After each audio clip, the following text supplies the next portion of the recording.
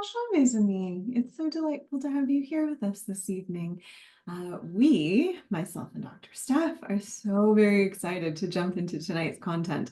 I think in particular, Steph, this is such a passion and practice for you, isn't it? We get to talk all things supplements tonight. It is. I'm so excited.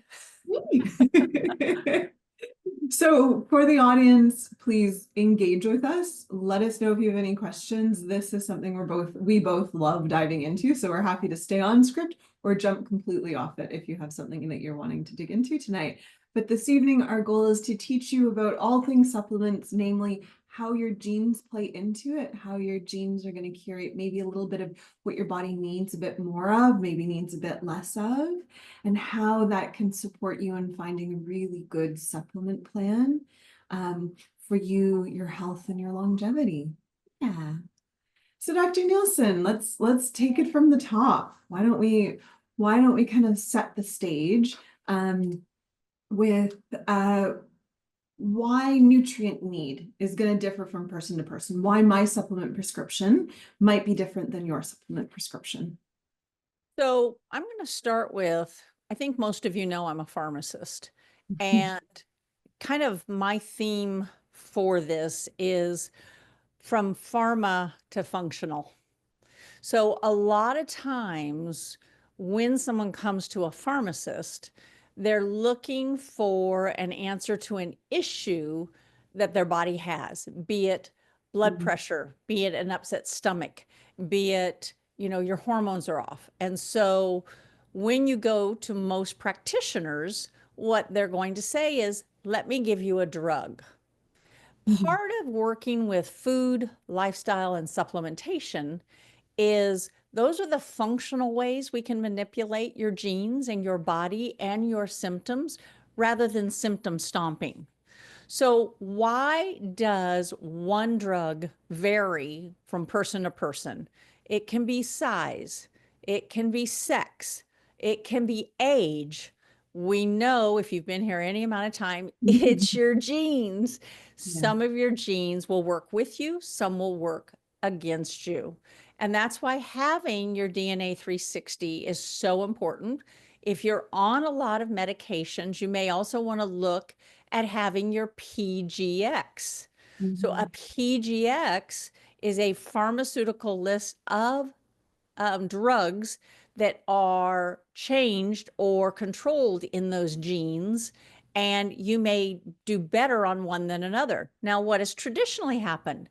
It's kind of hit or miss. It's kind of like your doctor says, well, let's try this one. And they have recipes like anything else. This one works most of the time, whether it's 50% of the time, 75%, 90% of the time. And you may be someone, it just doesn't work for me. And so what we want to do is help you figure out what will work for you. And are there things that are, maybe you can lower the dose of your medicine using some supplements, lifestyle, whatever. We're not anti-medicine here. We're appropriate medicine for you to have the least amount of issues. And as you've heard me say before, there is no such thing as a side effect. They are all direct effects. It's just not the direct effect that's being marketed. Yeah, or the intended effect, right? Or the intended market effect. the intention. Yep. Don't market the extra. Right. Yeah. And so Pamela has asked that this evening, as we dig through what genes might influence what supplements or nutritional advice you need, that we orient people within the DNA 360, and we'll be very careful to do that. So for everyone who has their DNA 360, just get it out, and we'll go through it section by section where we're talking about. Yeah. And so Steph, what I just heard you say, there's effectively almost every variable out there: sex, age, medical conditions, medical history, current diet, current lifestyle, current all the things that shift what different prescriptions, be it supplement or medication. And so leveraging tools like PGX or the DNA 360 as alongside doctor support is really what guides this, right? Yeah. So absolutely. Absolutely. Yeah, so why don't we talk a little bit, before we get into some of the exact genes, let's just talk genetics 101. Let's talk about how different genes can really influence what a body's need might be. Yeah. So two things. One, Paul, I see that you're new here. You don't have your kit yet. That's okay. Just follow along. You will get a replay on this. So when you get your kit and get your results, you can always go back. In addition to that, guys, remember we have our new DNA Way app. So make sure if you don't have your results saved on your computer, or if you just want to download that app and link them there, you can always go in to your DNA Way app and follow along as well. Yeah. I love that you're the one giving all the technology advice. I mean that so sincerely. I'm so analog. Well, it's okay. I value So, you. yeah, I don't even remember what you asked me. I just wanted to make sure that they knew that we were going to guide them through. So, Yeah, so I was saying let's do a little bit of genes 101 before we dive into very specific genes. But so talk to me a little bit about this idea that genes can influence what we need from a supplement perspective or even from a medication perspective. You kind of touched on it a bit, but go a little bit deeper for us. So there are different genes in our body that work in elimination pathways. You take a medicine, you take a food, you take a drug, the body has to break it down. So it goes into your digestive system, gets broken down, goes through your intestines, goes through your colon. It has to be absorbed. Once it's absorbed, it goes in your bloodstream. Once it goes in your bloodstream, it has to go through different pathways. Either it goes through the liver to be broken down to be eliminated, it goes through the kidneys to be broken down and to be eliminated. And so, what we have to see is there a gene that affects one of those pathways?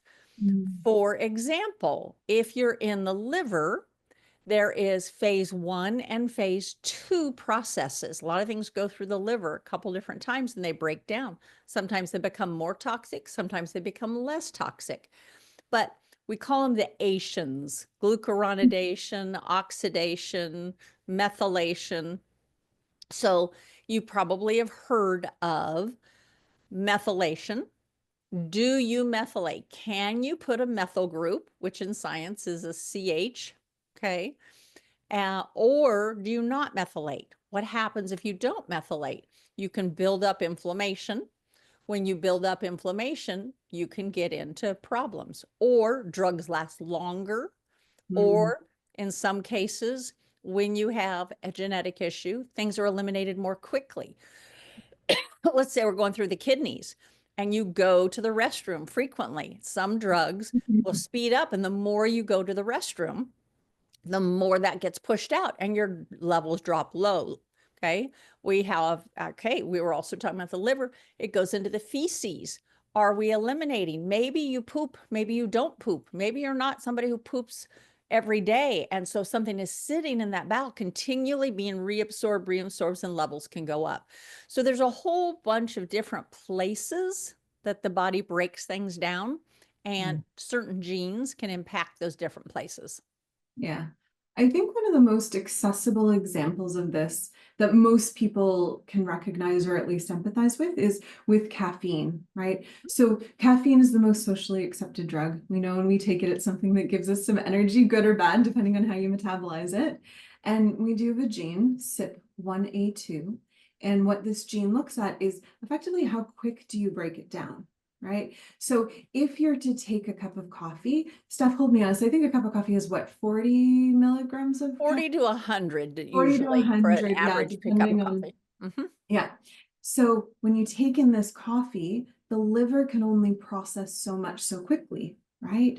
And so let's pretend it's able to maybe manage or get rid of 10 milligrams per hour, right? That means it's going to take about 4 hours for you, right, to get rid of this, but not all livers are made similar, and that's what CYP1A2 helps with.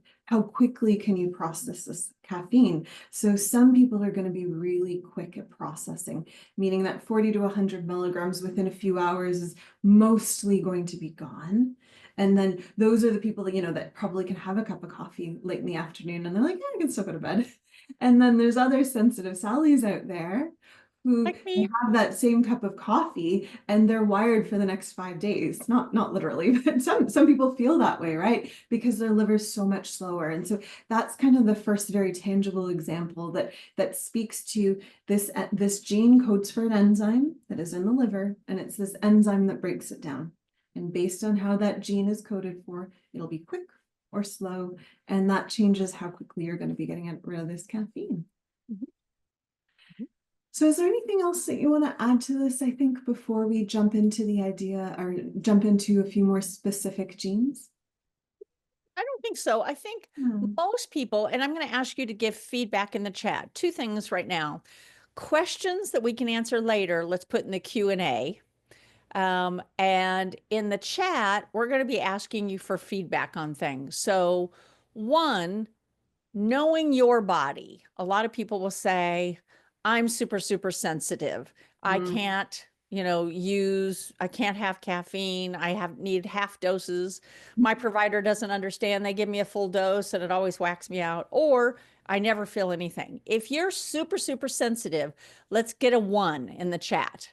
A 1 in the chat. If you take a supplement or a drug or anything, even a cup of tea, and the tea will keep you up. And so, yeah. And then if you never notice anything, or you can take normal doses, or it's no big deal, put a 2. I want to see how many sensitive Sallys we have and how many. Yeah, got it. All right.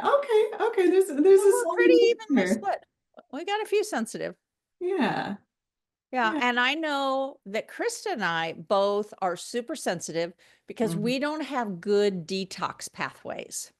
So because of that, we have to be, sometimes we have our doses, sometimes we quarter our doses, sometimes we can take only 1 dose when it's recommended 2. Yeah. Now I'm going to ask you a second thing. Do you know how you have to adjust for you? Put a Y. Yes, I know that I have to adjust. I know that I have to regulate. I know whatever they give me, I've got to do. Put a Y if you know. Put an N if no, you don't. And that would be helpful to kind of learn about some adjustment or tools that you can have for adjustment. Okay, a lot of people don't know how to adjust. That just means you're putting up. Janet uses her doctor support. That's great. And I'm also getting away from using the word doctor because we have so many providers, whether they're health coaches or nurse practitioners or PAs or, yes, doctor is a universal term, but I really love that the whole area of providers is expanding, like pharmacists, like naturopaths.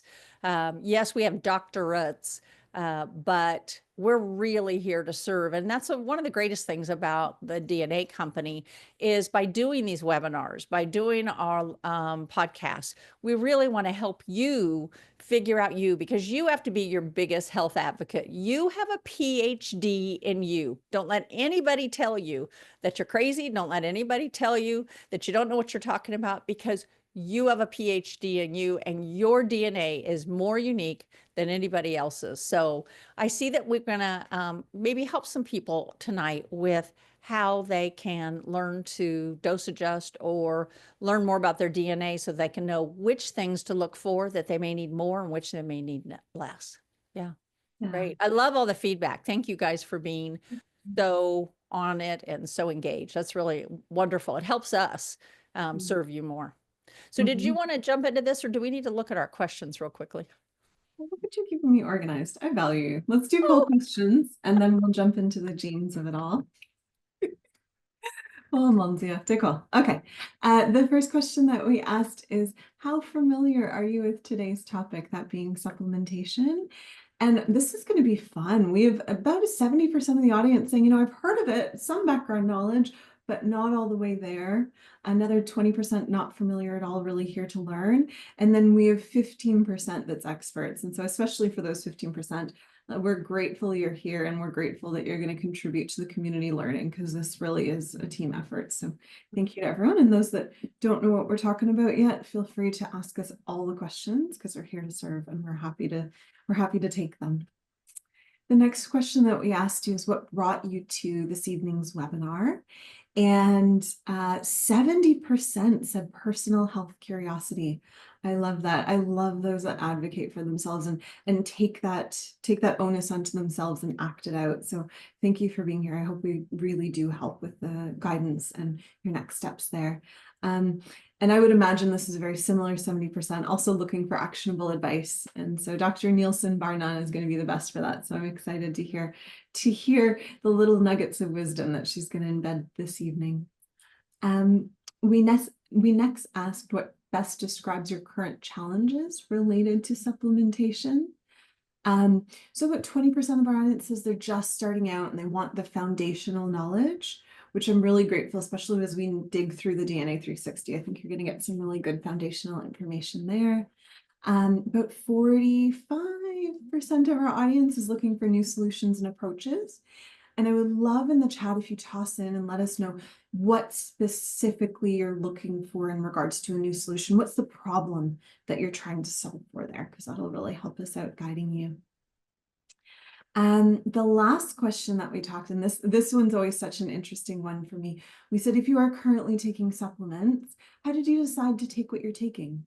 30% are working with a doctor, 75% are doing that self-advocacy and that self-learning. 23% are like me and scientists, and they're trial and error, for better and worse. I try everything, good or bad. 26% say they're pulling from webinars, and 32% are saying other. I'm curious what the other is there. So that is our audience this evening, Dr. Nielsen. We have a lot of people new, a lot of people looking to learn what we know, and some old timers in the best of way here that are going to contribute to community knowledge. Yeah. So for those of you that put other, put in what that other is. You know, we said you're learning for yourself, somebody directed you, trial and error. What is other? I'd love to know that. And for those of you who answered 5 and 6, thank you for that. We love knowing, and Krista, I don't know that you saw it, but 75%, they prefer learning complex topics, kind of like tonight, on live Q&A webinars. So you're in the right place at the right time. Love that. We've just, they love the on-demand video, just so that you know, you've got that. This will come out in replay.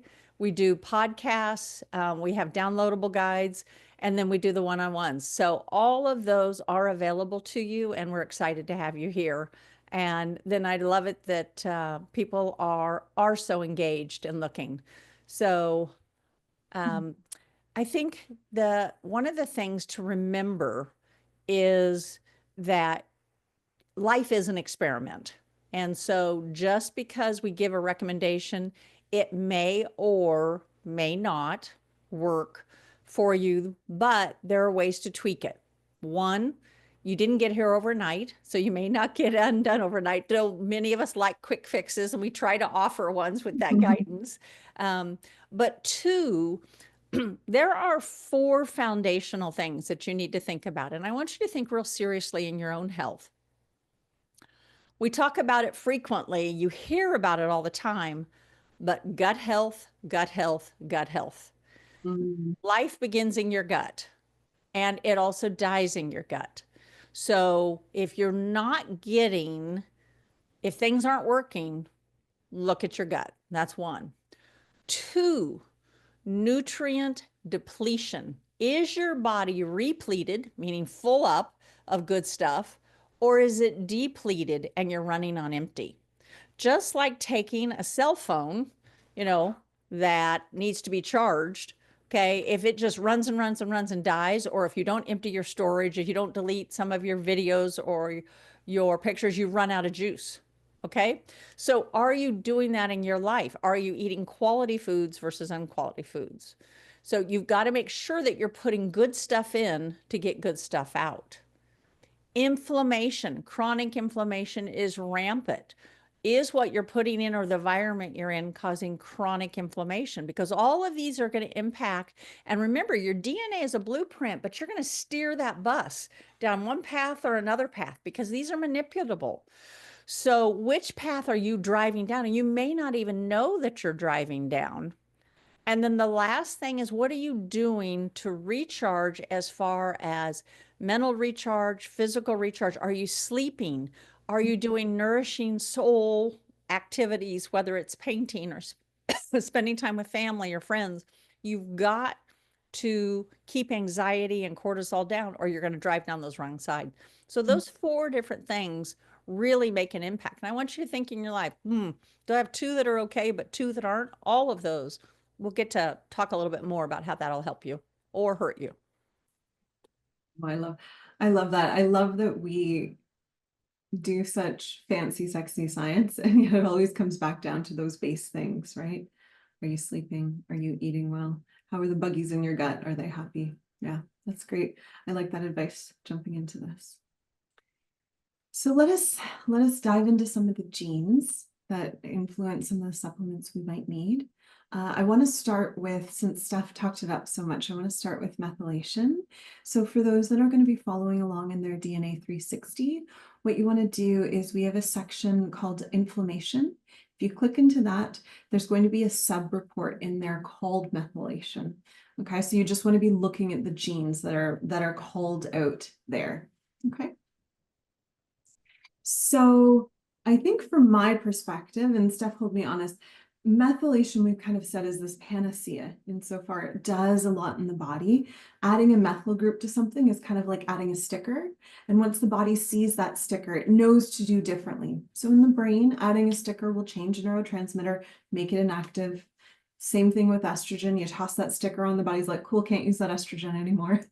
This will happen a lot with genes. So this will turn different genes on and off. It happens a lot with other toxins in the liver. It's part of that phase 2 detoxification that Dr. Steph talked about. So it's a process that is always, always, always, always, always extra and then some happening. And so your body's in constant need of support for this methylation process. And what genes have given us really, really good access to is the B as in Bob, the B vitamins that help fuel this process. What forms of those B vitamins do we need? Okay, so you're going to hear us talking a lot about B12, B9, B thing, B that, right? So I want you to be very clear about something when we talk about B vitamins. There's the B vitamin, the core of it, and we're going to add some words onto it. Sometimes we'll add something like methyl onto that. So we might say methyl B12 or methyl B9, okay? Or we may say we don't want a methyl group on it. And so we might call it adenylyl B12, or we might call it just folinic acid, okay? We're going to refer to the same vitamins by different names. Why are we doing this?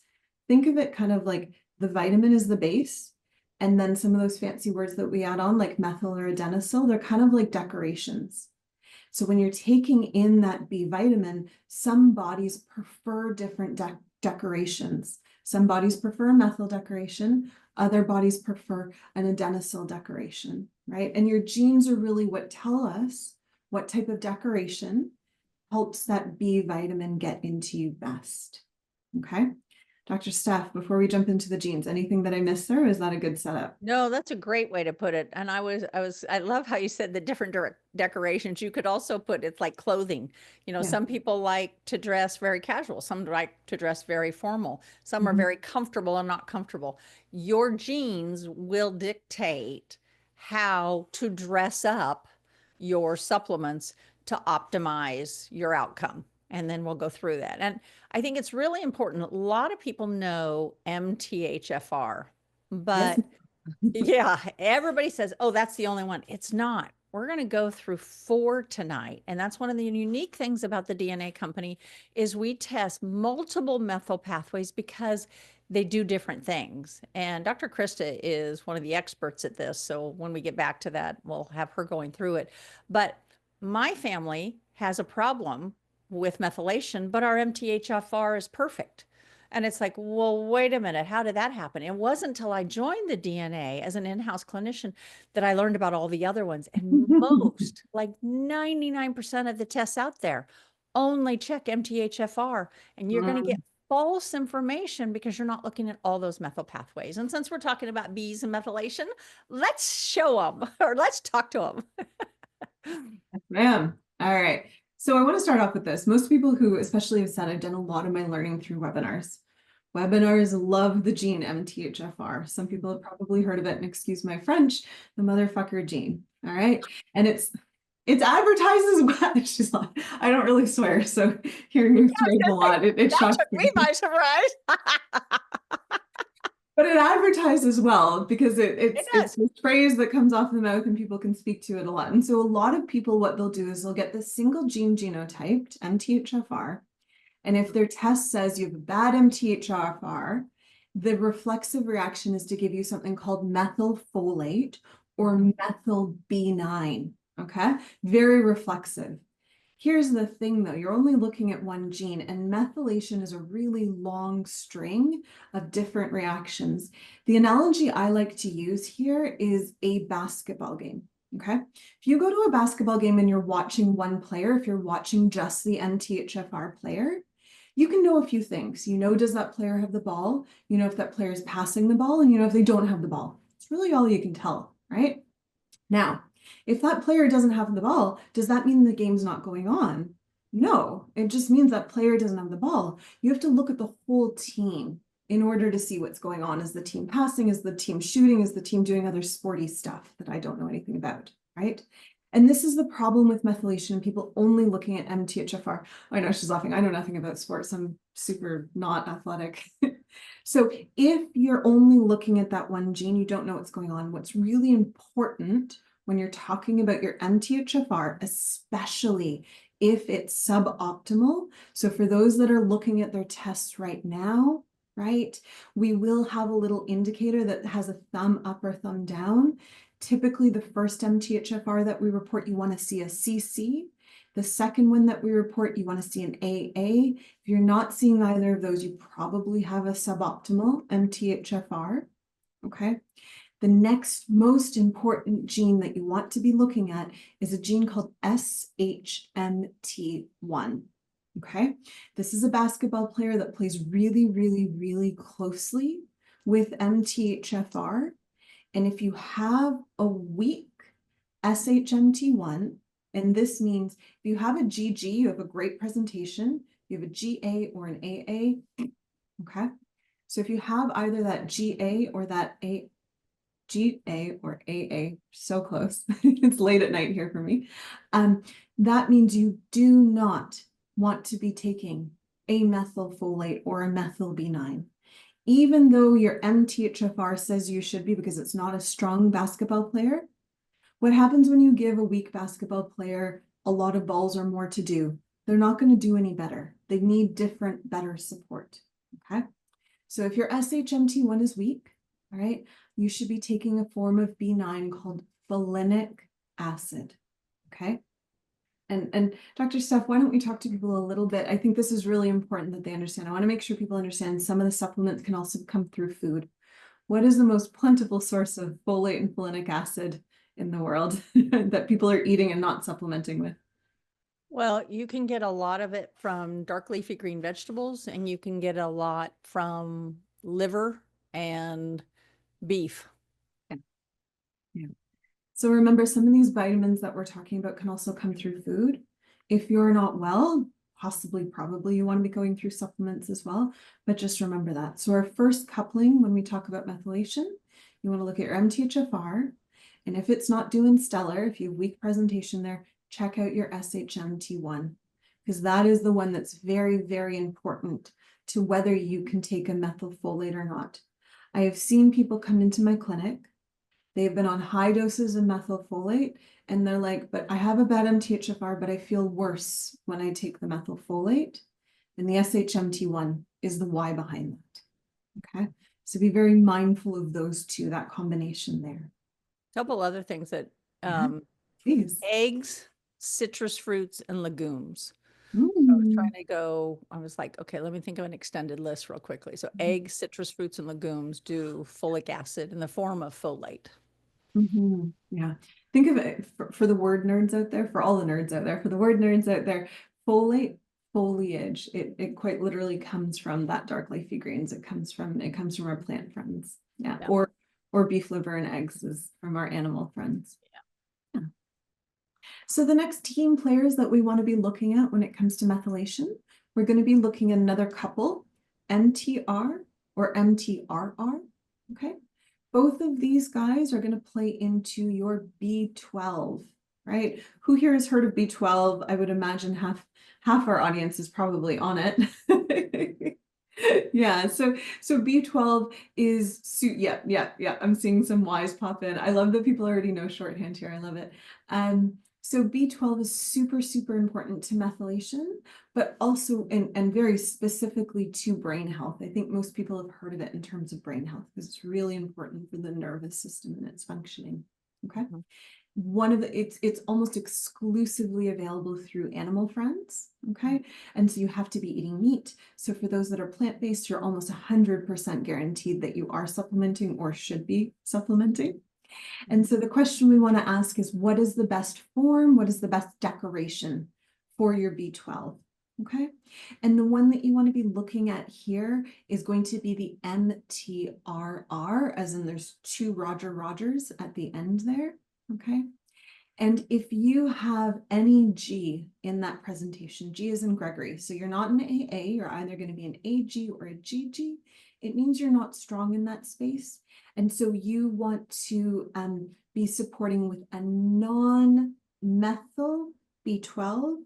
And so ideally that's going to be an adenylyl cobalamin, or it's going to be a hydroxy cobalamin. Okay, so adenylyl B12 or hydroxy B12. Okay, if you have a different combination or if you have that beautiful AA presentation, methyl can be absolutely your friend. Okay. Now, before we go on, Peter makes a good point. So should we be looking for vitamins that come from whole foods, whole food vitamins, as opposed to synthetic? Yes, I will say in most cases, whole foods give you not only a very usable form of a vitamin, but it comes with all the cofactors because it comes, you don't just get a vitamin A or vitamin C, or it comes with everything that goes along with that.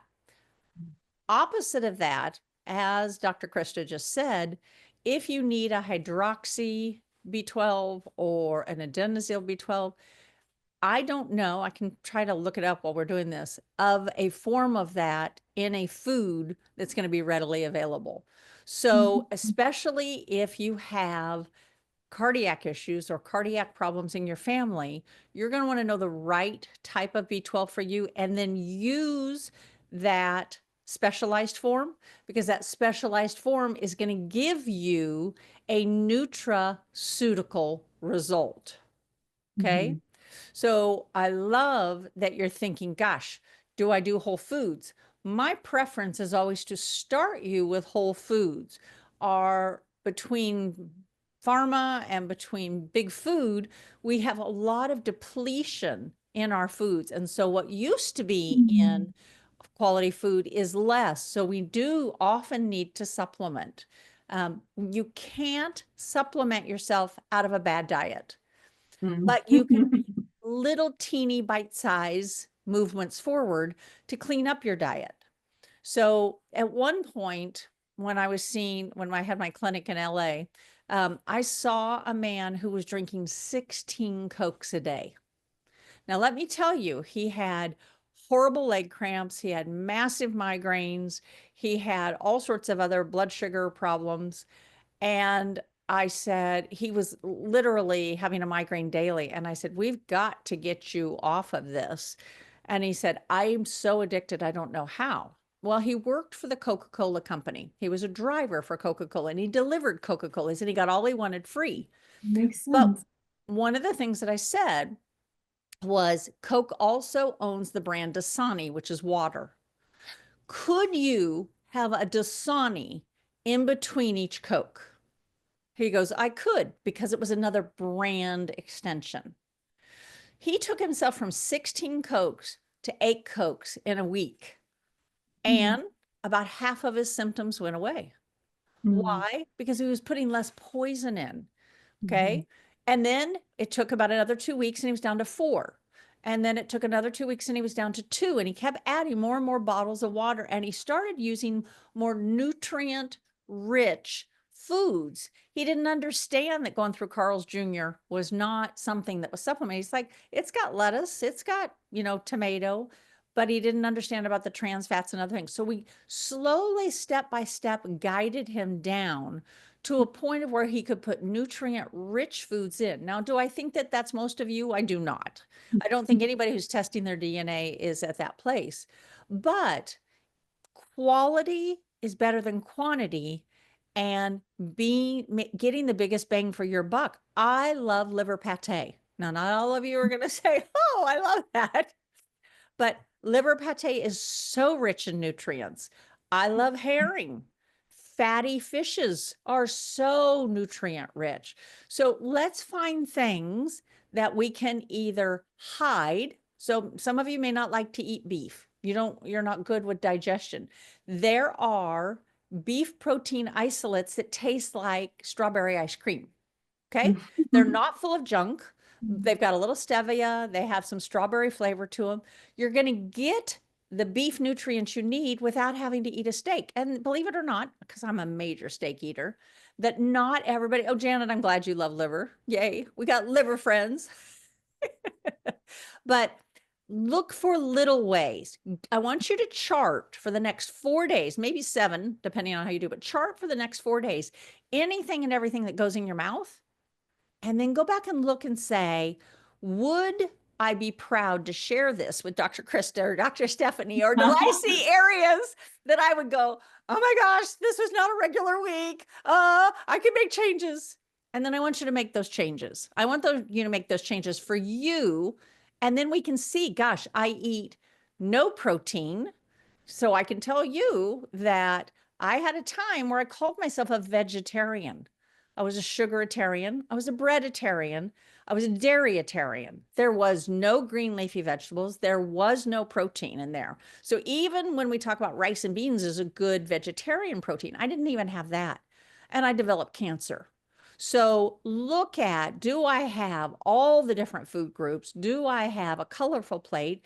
If you have histamine issues, you've got to be a little careful with that.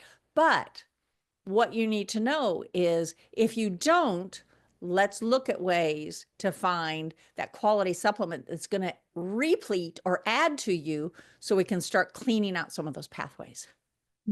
Yeah. And I think the really neat thing about doing it whole food, if it's medically appropriate for you, like the pate, like beef protein, is that you're getting other minerals and vitamins, which are really important. So we've just focused on B9 and B12, which are really, really, really important to methylation. And we have very specific genetic insights into, but we've glossed over magnesium, B6, zinc, B5. And these are guys that are also really, really, really important to methylation. Remember, there's a lot of players on the court. There's a lot of vitamins and supplements, or sorry, nutrients that are supportive. And so those other actors, those other guys, right, they are also contained within some of that whole food. So it's kind of like you can take one pill, like 5 different pills to support this, or a scoop of something else and then get there. So, Krista, do you know anything except a specialized supplement to get adenosine B12? Because I don't. From like a food perspective, like a food or any other source, yeah. I only know it through supplements, but if you want to Because maybe I actually looked up, is there a natural source for adenosine? Yeah. And I don't see one. So, okay, I was just you going know, to do the same. So if you're Yeah. telling me no, then between you and Dr. Google, I believe that will be true. And if Fair if enough. we learn any different, I'll make sure that we advertise that through the channels that be, because I think you and I both would advocate for whole food first and foremost. But I Yeah. think to your point, there's sometimes medical need. And so you want to be looking for an adenosine. Yeah, and I think shall we move on from methylation? Before Let's we do, do. I'm going to quickly clarify or just repeat because I'm seeing a few questions in the chat. But Dr. Steph, if you want to kind of ready for some of our fat soluble vitamins. Okay. For those again listening, if you have a bad or poor presentation of SHMT1, you want to be taking a folinic acid, Folinic, close enough, folinic acid. For those who have a poor suboptimal presentation of MTRR, 2 R's there, Roger, Roger, then you want to be taking an adenosine or a hydroxycobalamin, okay? Dr. Steph, shall we Yes. jump into our fat-soluble vitamins? Yeah. Mhm. So one of the things that we have on our profile includes dietary fats and whether you can handle saturated fats or unsaturated fats. We look at genes like our ApoA2, our FTO, our TCF7L2, and what you're going to want to look at is how well do you digest, and what is can you get that in to work with your body? So I'm going to have you say now, how many of you feel you digest fat well? Put a 1 in if you think you digest fat well.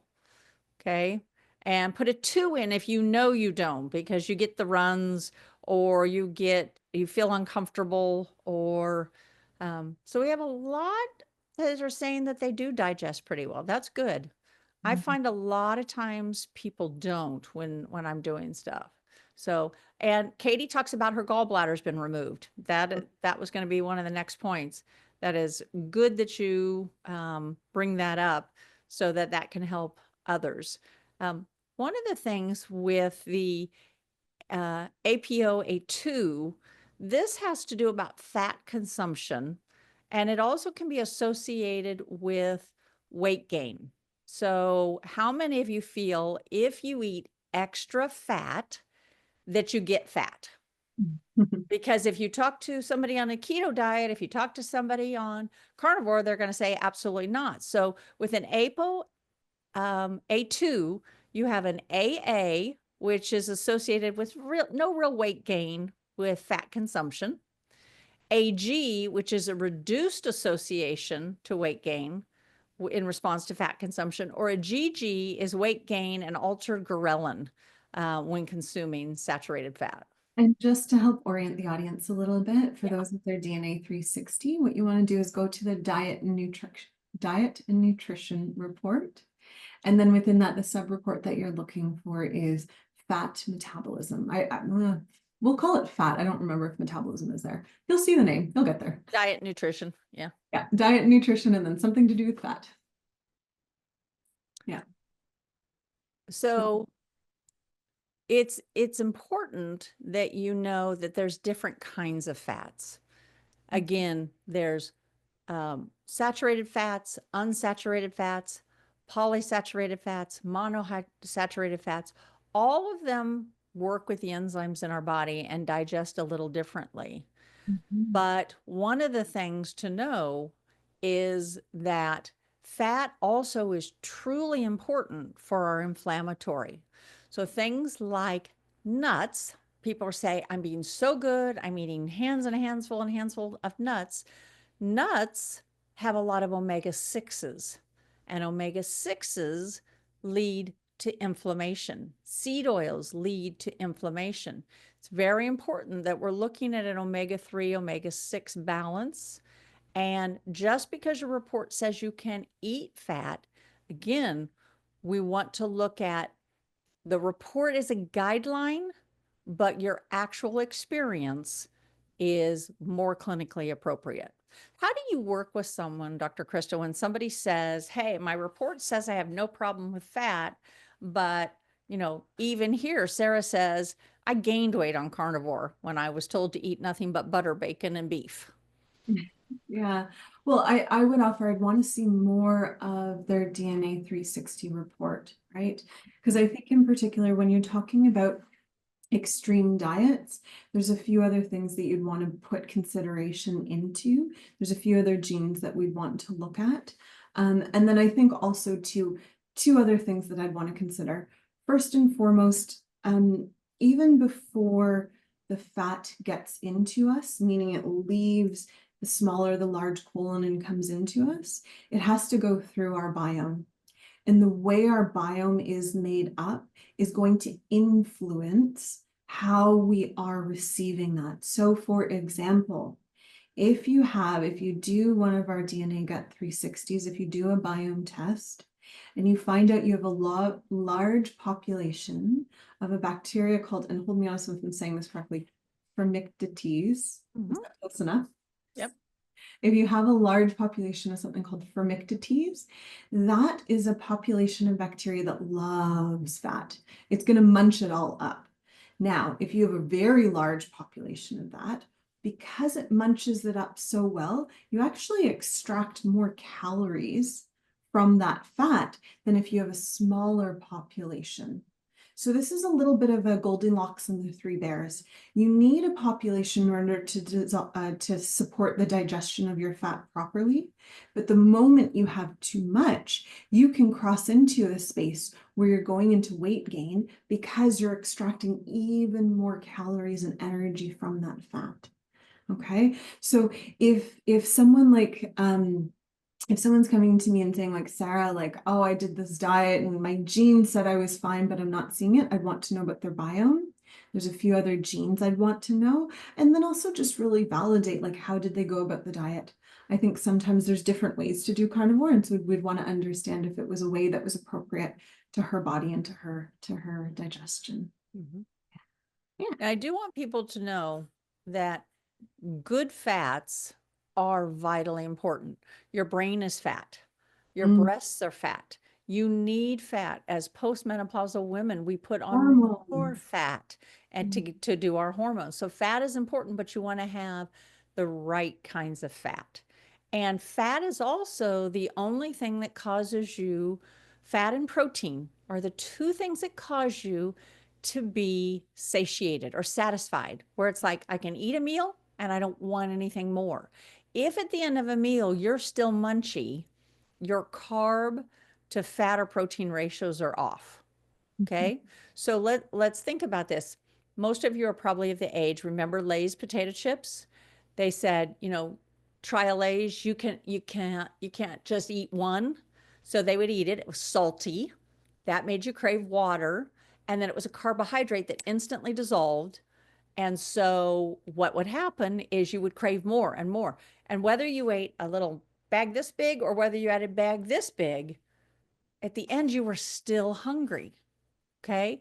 But if I give you a pound of potato chips and a pound of turkey, how much of that turkey can you get through before you're like, I cannot have anything more? Well, I'm betting you're going to get through a quarter to half a pound and you're going to say, enough already. So remember, if you're going to eat on your plate first, eat your protein and your fat earlier in your meal. You will start that satiation so that you're eating quality over quantity. It is not just about the calories, but as Dr. Christa just said, how are those calories being absorbed? How are they being utilized? And what's important is when we look at supplements, what are the different ways supplements come? They come in capsules, they come in tablets, they come in liquids, they come in powders. So, do you have good enough digestion to actually dissolve a tablet? Because many people don't. In fact, if you go to the porta potties and they wash out all the waste, there's multiple undissolved tablets or supplements in there. Okay. So if you know your digestion is not strong, I want you to either, if it's not an extended release, I want you to look at using a liquid form, maybe crushing it up, get a mortar and pestle and crush it up and mix it in with something so that it's easier for you to digest so you actually utilize it. The most expensive supplement or drug that you get is one that does not work for you because you don't get it into your system. And when you're more repleted and when you understand your genes on, is this going to work or not going to work, then you're more targeted at being more cost effective and more therapeutically effective. Agreed. I find usually when people come in and I want people to hear this and take this to heart. when people come in to see me or other practitioners at DNA Company, they often come in with a really long laundry list of supplements. And one of the first things we'll do is take them off most of it. Because oftentimes there's a question of, do you actually need it? But separate to that, do you have the digestive and the gut health in order to actually make use of it? Or is it kind of creating very expensive bowel and urinary movements? And unfortunately, often the time that's what it is, right? Yeah. Yeah. Maybe we can talk for a minute about two supplements that people use frequently. One in particular, vitamin D. Let's talk about vitamin D and things that people should look for when they're choosing a vitamin D. Yeah. Yeah. So I think there's two elements of advice here. I think there's very general advice that I'll quickly offer, and then there's more genetic specific advice that I'll offer. The general advice is most people have heard there's going to be two supplemental forms of vitamin D. One is going to be D3 and one is going to be D2. Okay. And most people now have heard, or at least I hope, and if you haven't heard it before, you're hearing it now. D3 is that bioactive form, that form that your body doesn't have to work for. And ideally, that's the form, if you're going to be supplementing with D3, that you want to be taking. A D2, your body still has to do a few more steps. It has to add a few decorations to it before it can use it properly. And so why would you do that to yourself when you can kind of just jump straight to the source, a D3 that's already decorated? So that's the first piece of general advice.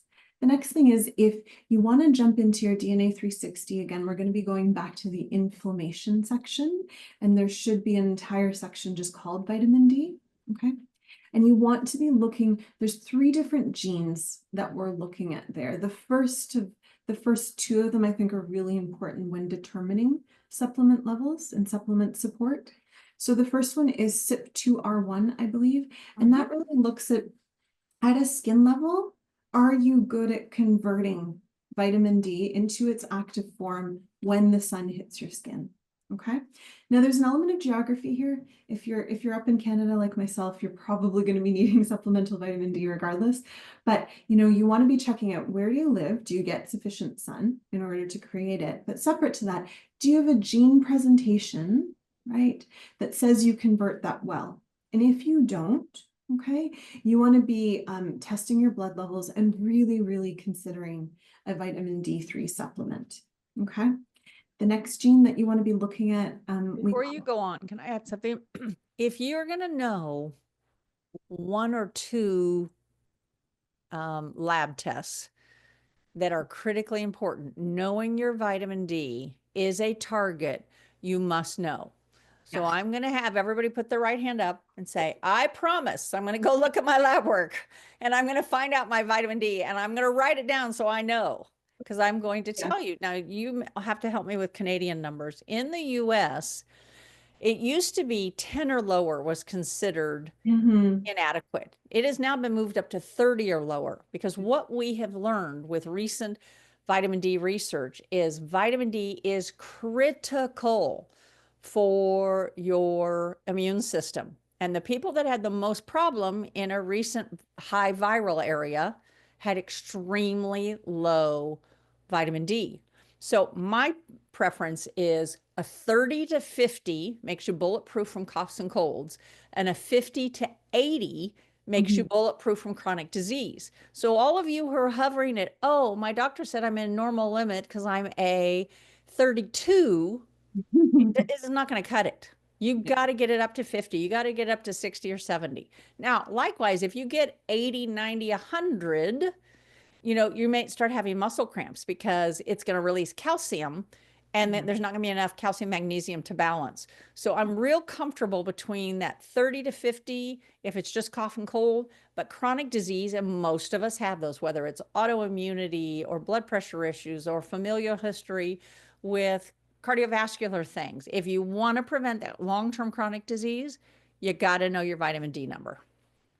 Yeah, I'm glad you said that, because I think in particular, following COVID, and there was such media fanfare around vitamin D because it was such a, when it comes to clinical outcomes, a person's vitamin D status, was it sufficient or insufficient, markedly impacted how the person would fare with COVID. Yeah. So there was a huge frenzy around drink and eat and do all the vitamin Ds that you can because it's going to save your life. And what I saw start to happen was actually I saw people with overdose symptoms. So like you said, cramps and other things, because they were taking it by the handful, not doing their blood work and getting to a point where they were harming themselves. So do remember that when you're taking supplements, guarding with proper blood work and guarding with proper dose is really, really important. Because again, these are, while we won't call them pharmaceuticals because they're not regulated in the same way, it's still taking a pill that, you know, at least from an evolution perspective, our body has never experienced such a high dose before. So you have to be very mindful with how you take this. So I love that you dwelled there. Yeah. So let's finish up our conversation of vitamin D, and then maybe we jump into the questions and answers, because I'm seeing that part. Because we got some. I know, we have quite a few. Yeah. It's fun. I love it. So the last thing you want to be looking at for vitamin D is going to be a gene called GC. It may also be in there as VDBP, so vitamin D binding protein. And what this looks at is when you've either through your skin or through your GI, because you took it through your mouth in a pill, taken in some vitamin D, how ready and able are you able to pick it up and transport it into the various tissues that need that vitamin D, okay? And if you have a poor suboptimal presentation here, what it really means is you're not great at picking that up and bringing it somewhere. The analogy I like to use here is a bus, right? If you have a long queue of people waiting for a bus and you have a bus roll up that only has 10 seats, okay? Only 10 people are getting in that bus, regardless if there's 100 people in line or not, right? Compared to if you have a bus that can seat 100, you know, however many people are at the bus stop can jump in. So people with a poor presentation, think about yourself as someone with only 10 seats on the bus. You can't take large doses of vitamin D and expect it to go anywhere because your bus only has 10 seats. So if you're someone that tells me, okay, my vitamin D levels were low in my blood work, and my doctor told me to take 3,000 or 5,000 or 10,000, you know, doctors tend to prescribe megadoses when it comes to vitamin D, and it didn't do anything, chances are, after a few months, chances are you probably have a poor GC of a smaller bus, only 10 seats on that bus, and you can't take a large dose, right? People are just going to be stuck waiting at that bus stop. So what I would suggest is whatever dose that doctor recommended you, splitting it into two, having a morning dose and having a lunchtime dose. Because what that means is you're taking that maybe 10,000 IU, you're giving 5,000 in the morning, 5,000 at lunch, and that bus can handle that number of people. You're not wasting, as we talked about, you're not wasting that vitamin D that you've taken in. Okay, so be very mindful of that, because I find that for people who struggle to get their vitamin D levels up, oftentimes that's the crux. They just have a smaller bus. Nothing wrong with that. They just have to adjust how they're taking their supplements. It means they probably have to take it twice a day instead of just once. Yeah. So Evelyn, that's what Dr. Krista was just talking about. Yes, you can have a high level, but you may not utilize it. So both with the GC and the VDR, you can have suboptimal binding, you can have suboptimal activation, you can have suboptimal levels. So that is exactly what she was just referring to. If you have good levels, you're generally safe. But again, using your app to go in and look at all of the diet and inflammation and look at all of them. So when I like to look at someone's DNA report, so let's say vitamin D. So if somebody's got their vitamin D and we're looking at their CYP2R1 and you're right in the middle, it's like, okay, you could go down either pathway. You're not a super absorber. You're not going to have super levels. All right, we know you're kind of middle of the road. Then you look at your GC or your VDBM, and this is suboptimal. So now you're going to go, oh, well, I was kind of in the middle and now I'm kind of low. Then if you look at your VDR and you're back in the middle about the binding capacity and the activations, not so great. So you know immediately you've got to have the vitamin D3, not a D2, because you are not going to convert well. You know that you're probably going to have to split it up into 2 doses because things aren't going to hold for you. And you know that you've got to have that target number and watch for it. So get that app, get your stuff uploaded, and look for it. I see a couple people saying, hey, do you have spreadsheets of all this stuff? No, but we've got our app. And in our app, again, if you just picked one or two things like, am I absorbing? Can I do this? All right, I can do that. We have lots of stuff in there, vitamin D, vitamin A, your fats, all of this helps you. We've got a real good question coming up about glutathione and detoxing from vitamins as well as from foods and other things. So we'll get to that in a minute. We are going to close the chat, so we're not going to answer a whole bunch of chats, but we're going to switch to our Q&A because we do like to keep people on time. Remember, you will get a copy of this. So if you have to leave because you've been with us for an hour, we totally understand. We prefer you get to stay. Do know that we're also running 10% off any test.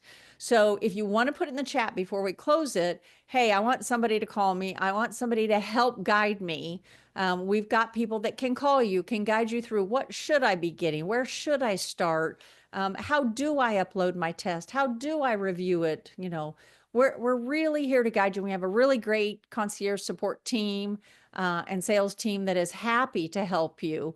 I see Autumn would like a call and Sarah would like a call. So yeah, put in there if you want to call and let's make sure we have somebody reach out so you get to utilize your report. We so believe in test, don't guess, but then you've got to use that test and really know what direction to go with it. So yeah, so Deborah says, if you don't have good methylation and you lack GSTT1 and a GSTM1 gene, and therefore you don't detox methylation supplements and also have deficiencies in processing A, C, and D, so to take those, how often should you take supplement vacations, or does it matter supplement to supplement? I have thoughts. Do you have thoughts? I have thoughts. You go ahead and start. And then I'll jump in. Yeah. Yeah. So Deborah, I would start off by there's probably a lot of temptation when you see that many suboptimalities to be kind of like taking every single supplement. And I'd really encourage you to ensure that you're pausing, be it with yourself or with a practitioner, and being very strategic about it, right? Because again, we don't want you wasting money. Now, to your other question around supplement vacations, I by and large tend to, for things that are a little more food-based. What do I mean by that? Right? So some of your fat-soluble vitamins, right? Some of your B vitamins, certain minerals. By and large, I tend not to do too often supplement vacations. Maybe if I'm quite literally going on vacation, I don't want to bring all the bottles, absolutely. For some of the other ones, for a lot of the detox support, some of the herbs, some of the bigger guys, I will absolutely do supplement vacations from, right? I tend to kind of categorize them as in food supplements and then separately kind of support supplements. Supports I will do often vacations from. Food supplements sometimes, but more that's like situational, as in I'm going somewhere and I don't want to drag 35 bottles with me than per se to plan it. That being said, like I think also you need to consider you doing fasting protocols, right? I don't think there's a webinar to explore it, but fasting is really, really helpful for people. And so if you're going through a period of fast, again, consider taking those out. I don't think you need to be taking them unduly. Steph, you always have on the ground wisdom that's much more grounded in here's how I do it. Here's an acronym or something fun like that. What are your thoughts? Because I know you like supplement vacations. I'm curious what your plan towards it all is. Well, I think what I really like is supplement rotation. Not necessarily a Mm. vacation where you stop everything because you don't want to take away from your body and have it do without, but you may want to rotate the different types of methyl Bs. Okay, so maybe it's methyl B, maybe it's adenosyl B, maybe it's, and maybe you're just eating, it's summer and you have lots of green leafy vegetables. And so you take a pause on those. So if you want to call that a supplement vacation, I like rotating. I like rotating different brands. I like rotating different combinations because, and I do a lot of whole food supplements because what that allows your body likes variety. Just like if you walk the same route every day and you get bored with it, you know, it's change up the route and all of a sudden it feels different. Workouts, it's changing. You don't vacation the same place all the time. Variety, literally the body thrives on because we have 37 trillion cells and we want to it thrive on that variety. So the other thing about that is if Effectively you're told her to keep it fresh and spicy in that relationship. That's all I heard. there you go. There you go. If you have deficiencies of vitamin A, vitamin C, vitamin D, I'm also betting that, like you said, with your glutathione, that all of your detox pathways are low. So you've got to prioritize. It's less about throwing so much in as much as what do you need to get out. So we need to open those detox pathways and optimize those. And then I'm going to say, foods that give you a wide variety are great. If you're that depleted, you may want to look at, and we don't offer this, but you can look it up, a hair tissue mineral analysis.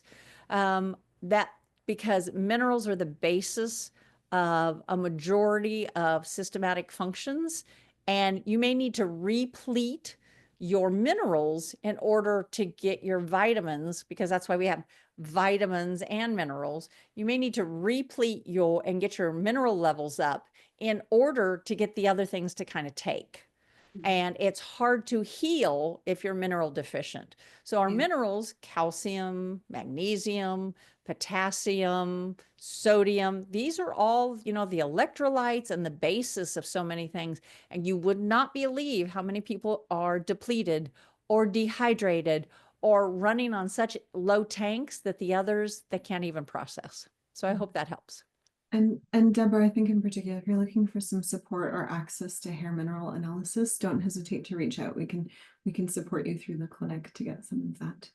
Yeah. Yes. So Anna says, my body doesn't like coffee, but I don't have a SIP 1A2. I have a SIP 11B2. So how does that relate? I think that's a you question, not a me. Yeah, so I would offer you definitely have CYP1A2. Yeah. You were born and you're functioning. It's a very important gene, so you just may not know your presentation there.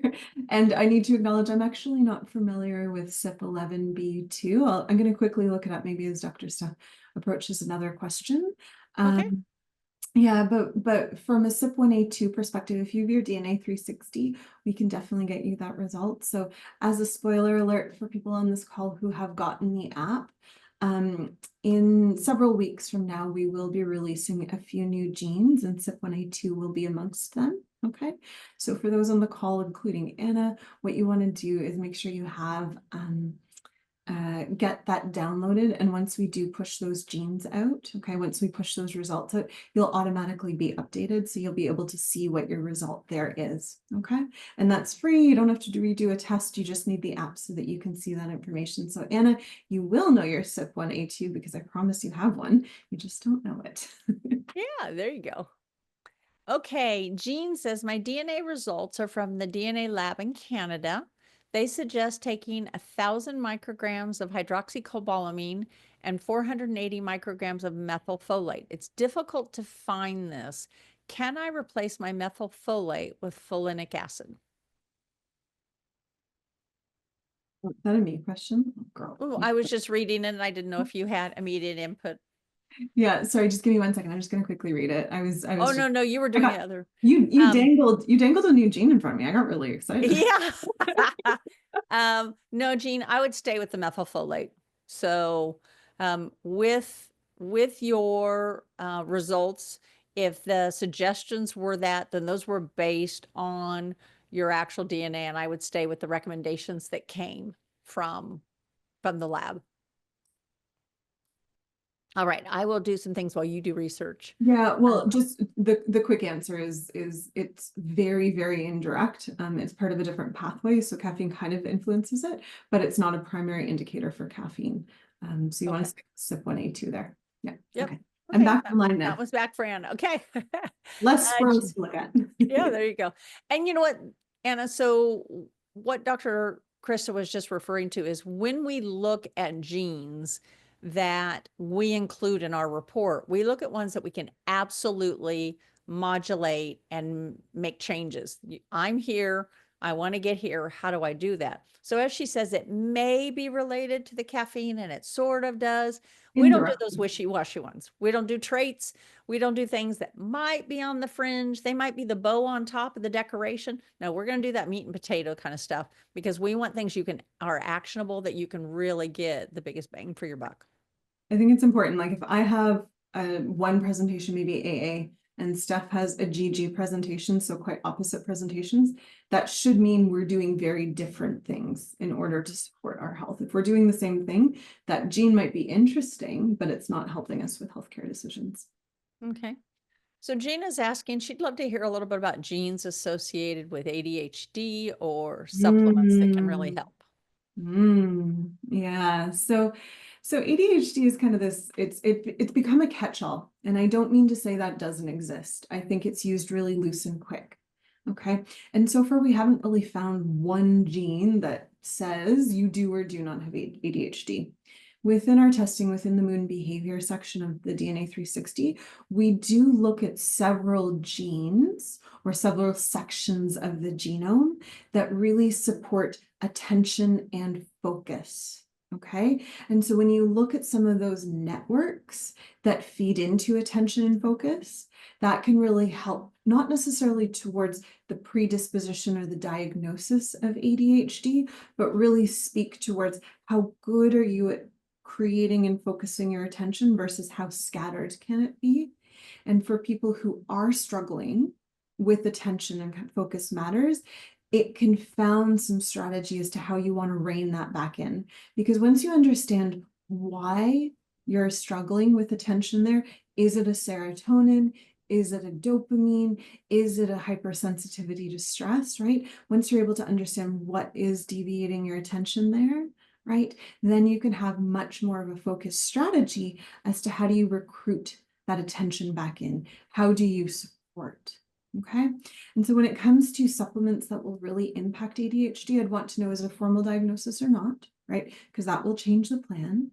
And then we'd really want to understand, is it impacting serotonin, dopamine, a few other avenues, and how do we support that?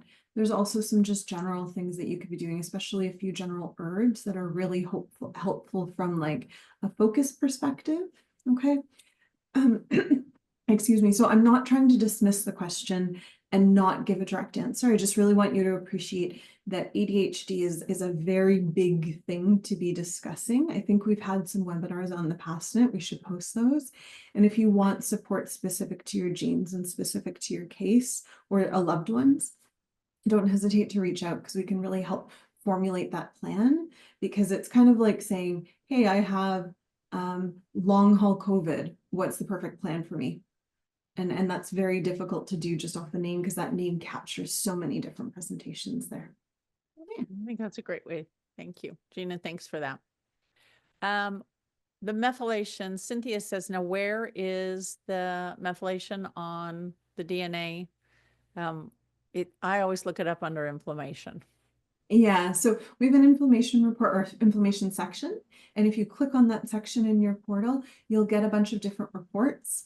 I think it's closer to the end, so you might have to scroll over a little bit and you'll see something very specific. It's called methylation. We don't have fancy naming around it. It's just called methylation. So inflammation and then methylation, you'll see all those genes. Yep. Can you blend folinic acid with methylfolate? So I can start with this one. Both of those are forms of vitamin B9. You can. Folinic acid kind of avoids certain pathways for breakdown. Methylfolate is the most readily accessible. You don't want to get too much methylfolate because it can make people feel real spun up and wired. So you've got to be a little careful of that. I actually don't take B vitamins every day. I'll take them maybe every 2 or 3 days, even though my pathways are very low, because I eat a very nutrient rich diet. I would say rotate. Remember, we were talking about kind of the supplement vacations. Take a folinic acid today, take a day off, take a methylfolate the next day, take a day off, have your folinic acid. If you rotate them through, B vitamins are water soluble and they will eliminate, but I don't think that you have to take them depending on what your pathways look like. You don't have to take them a whole lot every day. Again, the whole point is we want to do the things that are the simplest and easiest, which is tweak your diet. And then this is just icing on the cake. Okay. Okay, so Teresa's asking a question. She's saying, this is specific to methylation, what might be most helpful, especially if you're trying to figure out based on your genes, what to be taking and what are workarounds, right? I would imagine, you know, we asked the question of, do we have any practitioners in the audience? She sounds like she's amongst that practitioner, maybe an honorary practitioner, a super nerd. So I'd offer two answers here, Teresa.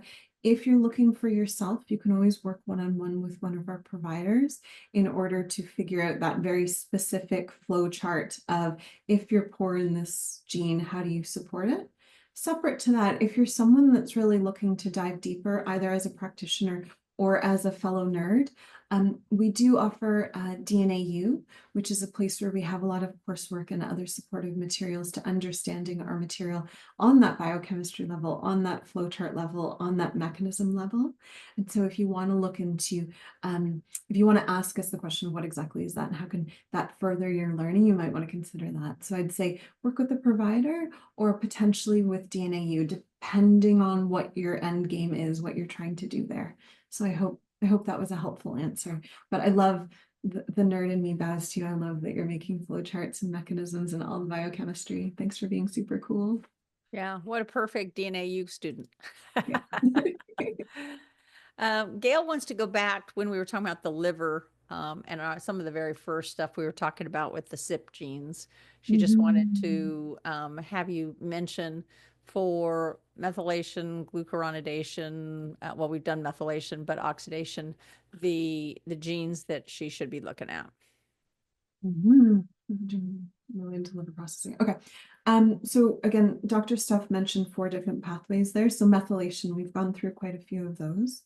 Another one is going to be glucuronidation. Okay, you're going to be looking, it's actually in our sex steroid hormone report. You're going to be looking at the UGT2B15 and 2B17. Okay, so you want to pop into your sex steroid. That'll help with glucuronidation. Okay. Next is going to be glutathionization. This is in the inflammation report. And so we're really looking at a family of glutathione genes that look at how do you attach glutathiones to various toxins. Okay. So you want to look at that. I believe that is in a report called glutathione. And then the last one that we look at is going to be a mitochondrial support pathway. Okay, and this really looks at mitochondrial antiox capacity, and that will be in the report under inflammation. It's going to be the antiox report. So those, I know I just kind of really powerballed through that. You can get the recording, but those are going to be the primary points with which you can look at some of those genes that are associated with liver processing. Okay. Yeah, and you, we also, I don't know that we mentioned it, but again, with the liver processing, especially with hormones, you've got your CYP17A1, you've got your CYP19A1, and you've got your CYP3A4 for the oxidation, glucuronidation, and doing that. Beautiful. So, yeah. Yeah. I love it. You always remind me of hormones. I'm grateful to you. Hormones are so special. I love them. I know. After supplement, well, I don't even know where I'd peg you between supplements and hormones, where your true bailiwick calling joy is. All the time. I am multi-talented and rounded because, you know, everything that I've been through, everything my clients have, you know, pulled me through, everything my family's been through.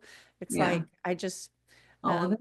I never really, when I was in school, never really wanted to be a general practitioner or a PCP, but I have found as I went into specializations, I come back to more nutritional, functional, but it's more primary because there's such a host of things. And, you know, after you've practiced for 25, 30 years, I mean, there's just those little things that you can do that just make life so much easier. And it's such a joy to share them and have somebody really jump onto that.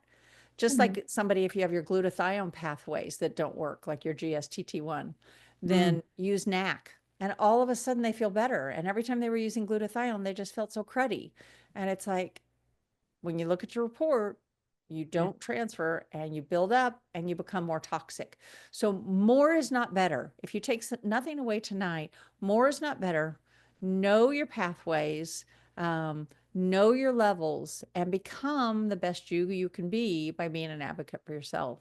So kind of along that line, please discuss NAD plus. And Mhm. can everybody take it, or should people take it? Mhm. So NAD plus, this is going to be a supplement a lot of people take to support the mitochondria. It's one of the actors in the mitochondria that helps with energy production, right? Mhm. And so can everyone take it? It's often recommended for a lot of illnesses. I find, at least in my personal practice, and Steph, hold me honest if this is true with yours, if someone isn't methylating properly, I find that this actually tends to be deleterious to them. So anytime anyone wants to be taking this, I tend to work on methylation first, clean that up, and then bringing it in if it's appropriate. A few things to be mindful of. It can be a very expensive supplement, especially if you're getting a quality source, and I highly recommend getting a quality source. So Mhm. you want to make sure it's very targeted. You want to make sure there's a reason you're taking it, be it Right. longevity, be it chronic illness, be it, there's a few different reasons you might want to be taking it. And I would also really want to ensure that other mitochondrial actors, right? So this is going to be especially trace minerals. I want to say this 5 times over, trace minerals. If you're taking NAD plus and you're not taking trace minerals, why? Go back to school. Like, just be very mindful of that. Trace minerals are so important to mitochondrial function. Okay. Mhm. So I'd also want to say that you want to make sure you're supporting it properly. Okay. Remember that analogy of the basketball team. It's kind of like saying, if I'm only going to focus on one player, or I'm only going to throw out one supplement to the court, you have to remember that's a whole other bunch of players. So can it be helpful? I've seen it really pivotal in certain cases, especially chronic conditions, but you have to set the stage properly. So making sure that you set the stage properly for that, so you're not wasting your time and money. Steph, any other thoughts there? I love the idea of rotating on, rotating off, see if you make a difference. But as we just talked about before, mineral status is critical, especially the trace minerals, Mhm. to activating things. So sometimes a friend has recommended, hey, I felt so great on this. I'm taking this fine, and you're not finding it. You may be low in other areas. So Yeah. if one is suboptimal for methylation on the DNA test, is it possible to get any result or benefits from food or supplements? I think we've answered that one, and yes, it is. It absolutely is. Would any foods or supplements help low hormone levels, especially low testosterone? Any supplements, etc., help with scalp dryness and thinning hair? Yes, definitely. Yes. So there are a lot of supplements that can help with testosterone. Remember, okay, whether we're talking female, whether we're talking male, why is your testosterone low? Is it just age? Is it you're not moving enough? Testosterone goes up when you exercise more. Do you need to exercise more? What does your diet look like? Are you suppressing your cholesterol? A lot of people are on statins. Guess what? Cholesterol is the mother hormone that gets turned into your estrogen, your testosterone. So if you're suppressing that and then going, well, how do I get mine up? You've got to getting off of those, or maybe looking in a different way to modulate your cholesterol if you feel that that's truly something that you need to do. When it comes to supplements for dry scalp and for thinning hair, again, omega-3, omega-6 balance is really critical. Are you eating fatty fish? Are you eating healthy olive oils? Thinning hair tends to be DHT, where it goes down a pathway where it produces a hormone that causes that balding. So there's a lot that can be done here. This is where I love to run hormone tests and look at your pathways, whether it's 24-hour urine collection, whether it's a dust test. But there's a lot of steps before just going, can I supplement?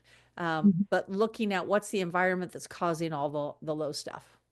Yes, I want to be very emphatic about that. I've seen men, they're low, so doubling when you're low is maybe not what everyone wants to see, but I've seen men double their testosterone simply by increasing exercise, sleeping, and managing stress.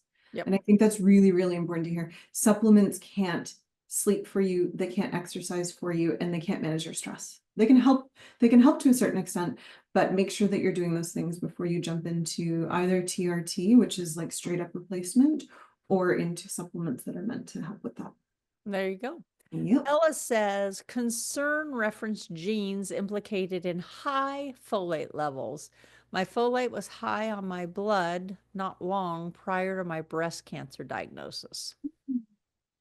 So I guess one question I always ask when it comes to any blood measure of a B as in Bob vitamin, folate's a B vitamin. All of our B vitamins except for B12 are water soluble. So I always ask the question of when did you take your last B supplement relative to that blood test?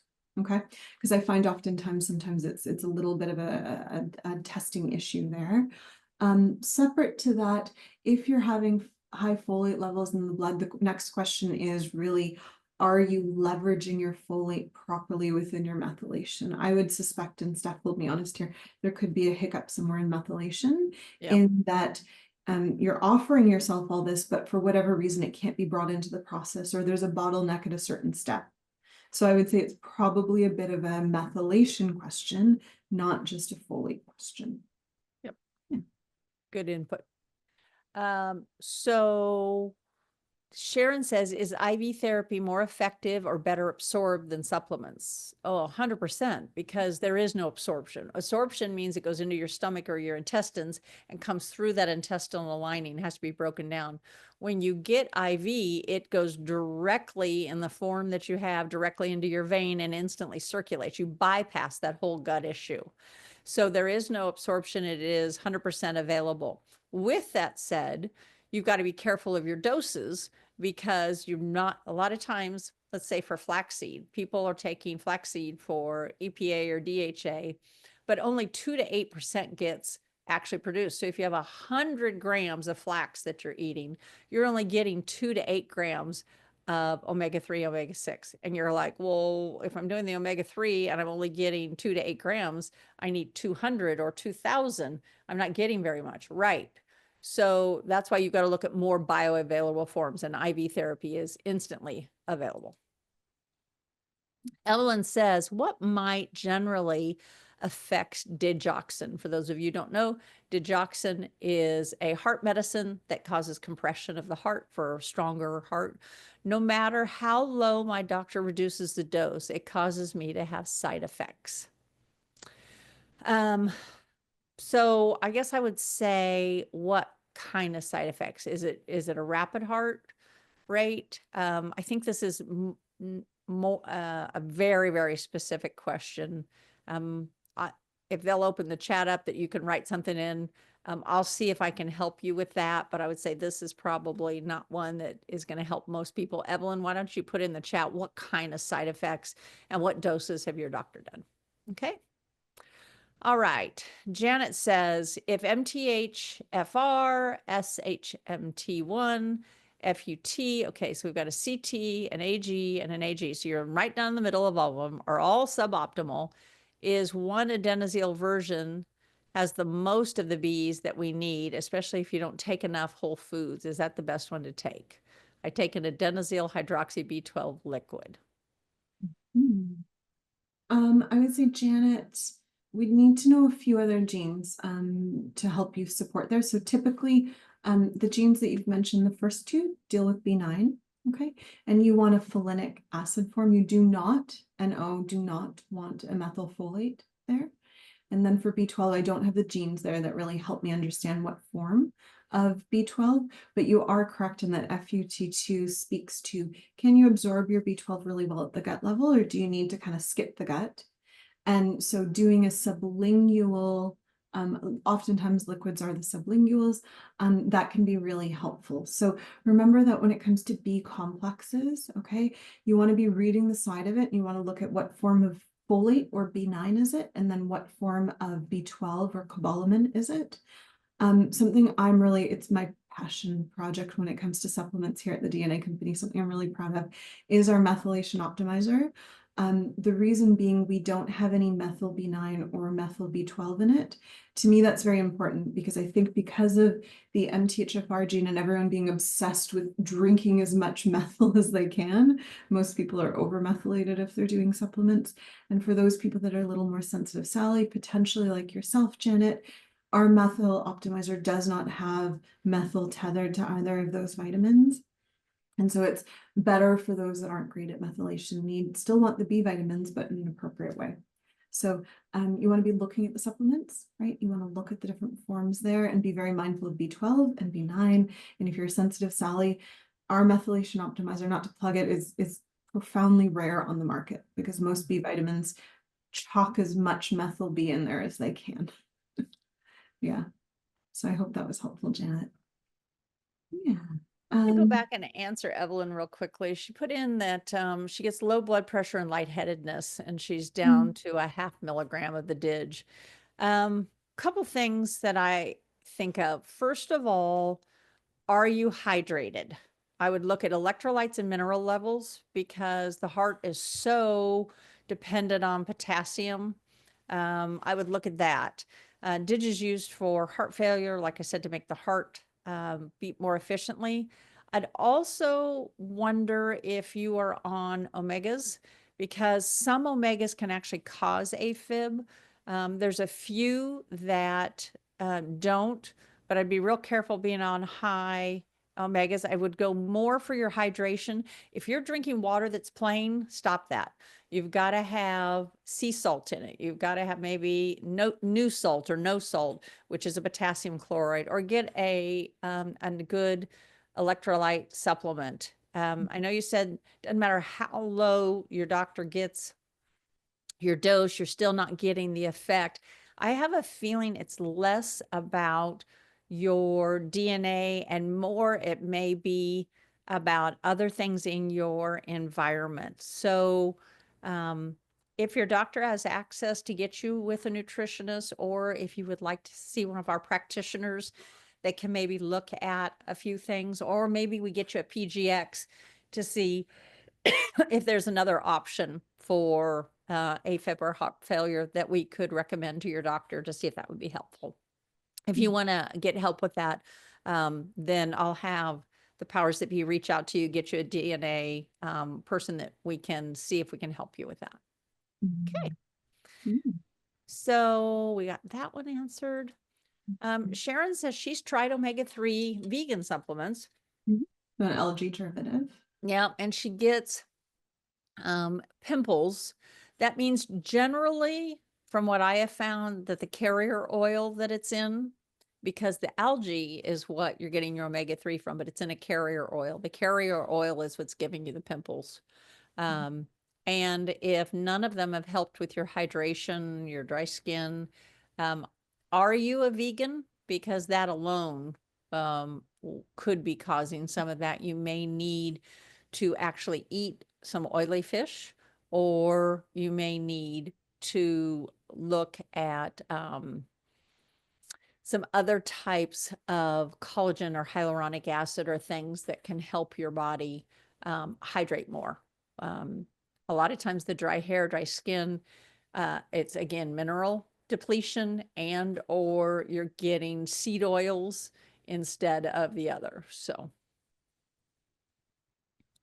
she's saying she's not plant-based, she eats fish, so it's possibly just body isn't happy. but is it fatty fish? Is it herring? Is it wild caught salmon? You know, like tilapia doesn't have a whole lot, and tilapia is not a real fish anyway. That was a genetically modified. So it's not from the flesh, it's from, did that animal eat the algae? Is it in deep water, cold, where they're getting that algae? That's the algae. Okay, so she says sardines and wild caught. Then I would say your body's asking for more, or you may have problems with your DNA in your fat metabolism. So that could be another potential. Anything else you can think of there? No, Okay. I like that answer.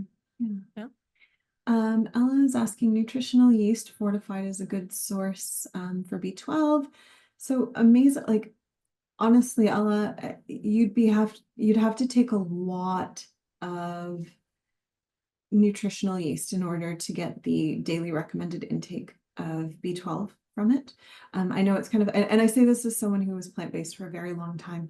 I know it's touted as something that has a lot of B vitamins, and it does, but not to replace what you need, especially from a B12 perspective. So do you want it as a nutritional food that's yummy and delightful and tasty? Absolutely. Can it replace, if you are plant-based, a B12 supplement, I would offer no, it can't, because you're kind of having to eat a volume of it that I don't know why you would want to eat that much every day. It would be a lot.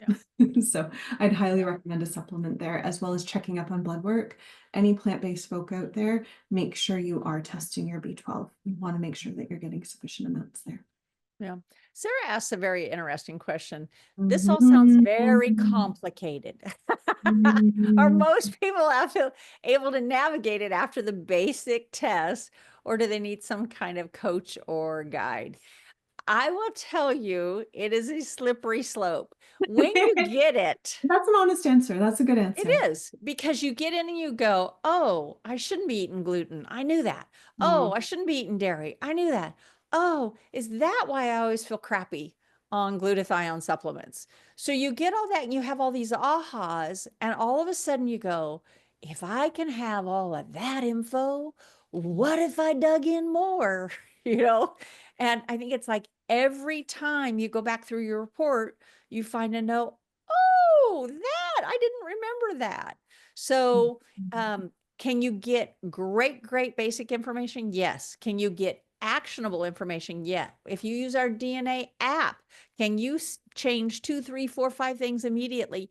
Yes. But I think what happens is we become junkies. We become junkies going, I want to know more. That worked. I want to know more. That worked. I want to know more. So is it complicated? It can be totally complicated. Does it need to be complicated? It does not need to be complicated. There are great insights, and most of us say, gosh, I wish I'd had this when I was a kid. I wish I had done it on my kids when they were little. Of course, most of that wasn't available, but now, it is so vitally critical that people understand it, because our environments are so toxic. And this is just a great way for you to learn, how can I, with all the choices out there, how can I make the best choice for me and my family so that I can really optimize our health and healing? We have one more question, but before we jump into that, I just quickly want to speak to Sharon, and it sounds like there's quite a few plant-based folk on the call tonight, so I want to speak to this. She's asking, does a vegan omega-3 actually work? And I'll speak from personal experience here. So I'm allergic to fish, so I don't have the option of taking a fish-based omega. So I do take an omega, or an algae-based, a vegan-based omega, and absolutely they do work if you can find a proper carrier oil. The biggest difference, honestly, and this is love it or hate it, they're not as well concentrated as the fish equivalents. And so you're having to take a lot more compared to the fish, right? Usually one fish pill is equivalent to like 2 or 3 algae pills. So that's just something you need to be mindful of. Make sure you're getting proper dose, because I think sometimes they'll take the algae and they'll take 1 or 2 caps, and that's often not a medicinal dose. So that tends to be the biggest difference there, but absolutely it does work. It's just a volume question. And to Dr. Steph's point, the carrier oil. So that would be my thought there. Awesome. Yeah. This has been a great night. We have people that have stayed all the way to the end. We appreciate you so much. And hopefully you learned actionable steps tonight that you can take. You have been engaged in learning more about you and standing up for yourself. And just remember, you will get a replay. We also have it on our website.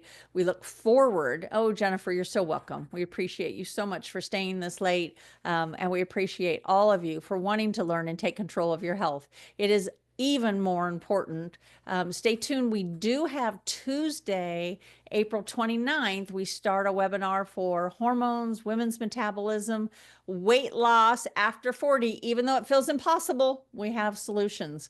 And we'll try to have some, if you come back again, we'll try to have some more of those resources for you. All right. Take care. Good night. This was awesome. No, you guys are awesome. Thank you so much. God bless. Take care. Thank you, ladies. Thank you, team. Thank you. Thanks, team.